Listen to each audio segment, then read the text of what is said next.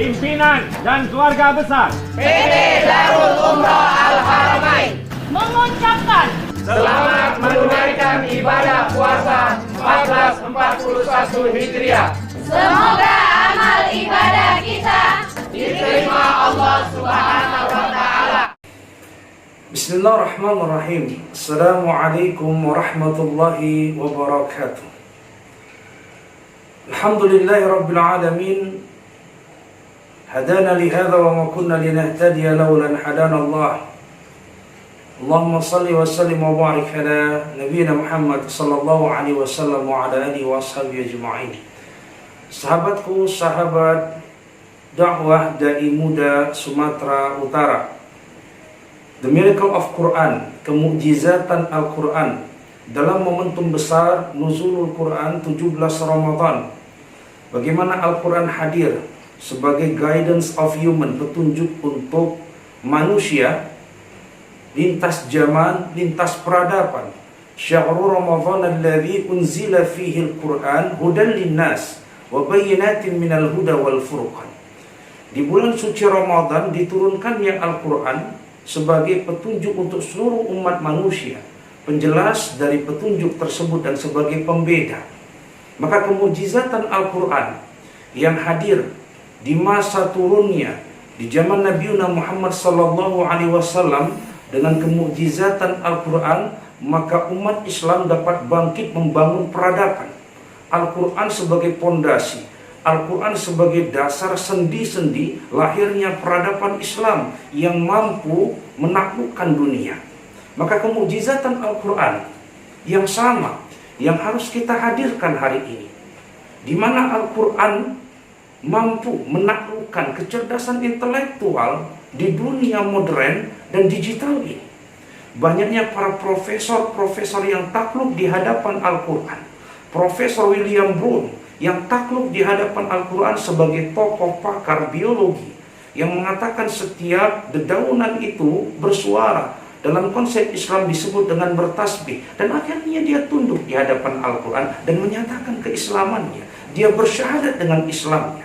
Bagaimana seorang Profesor Fidelma Oliari yang melakukan observasi tentang sholat, ada kaitan sholat dengan kecerdasan akal manusia, khususnya di saat kita sujud.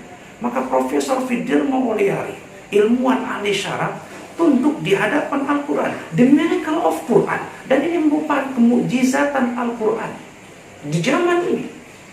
Kemujizatan yang sama menaklukkan Profesor Dmitry Bonikov, seorang ahli fisikawan Ukraina, yang kemudian meyakini bahwa pada satu masa matahari akan terbit dari barat, dan itu tanda-tanda kiamat yang disampaikan Rasulullah SAW. Ila syamsu kuwirat dikatakan dalam Al-Quran. Dan bagaimana ketika matahari itu digulung merupakan salah satu tanda-tanda kiamat. Profesor Dmitry Bonikov tunduk di hadapan Al-Quran. Sahabatku, sahabat dakwah dai muda Sumatera Utara, hal yang sama terjadi terhadap Profesor Maurice Bucaille, penemu kebenaran bahwa Fir'aun yang hidup di zaman Nabi Musa matinya di laut. Itu melalui observasi pada tahun 82, hampir 4 tahun sampai 86. Maka ditemukan kebenaran yang disampaikan Al-Quran. "Falyawma nunajjika bibadanika litakuna liman khalfaka ayah," kata Allah dalam surah Yunus tersebut. Hari ini kami selamatkan badanmu wahai Fir'aun untuk menjadi bukti orang-orang sesudahmu tentang kebenaran bahwa engkau mati di laut. Dan ditemukan oleh ilmuwan-ilmuwan dunia hari ini, dan mereka takluk di hadapan Al-Quran. Sahabatku, the miracle of Quran. Inilah keajaiban Al-Quran yang nyata. Al-muhafadhatu ala qadimis salih wal akhzu bil jadidil aslah. Kita tetap harus menjaga bagaimana pendekatan Al-Quran dari pendekatan keilmuan tafsir, pendekatan bahasa, literasi bahasa, pendekatan ilmu akidah, ilmu tauhid, ilmu fikih, ilmu syariah, dan semua ilmu keislaman yang ada. Tapi hal yang sama, bagaimana ahli fisikawan juga harus tunduk di hadapan Al-Quran. Karena tidak mungkin Allah menciptakan alam semesta ini tanpa ilmu fisika, tanpa ilmu biologi, tanpa ilmu geografi, tanpa ilmu kimia. Allah Karim, Allah menciptakan langit dan bumi dengan ilmunya. Dan tentu ornamen-ornamen yang ada, arsitektur yang ada, bangun langit nggak pakai tiang, padahal gedung tertinggi di dunia pencakar langit Dan that is ours. Dan itu milik orang Islam yang ada di Dubai. 8 kali monas tingginya, Burjul Khalifah. Namanya saja nama Islam. Was-sama'i zatil buruj. Demi langit yang mempunyai gugusan bintang-bintang, maka disebutlah gedung tersebut sebagai Burjul Khalifah. Gedung tertinggi pencakar langit yang kemudian memimpin di dunia. Dan itu milik Islam.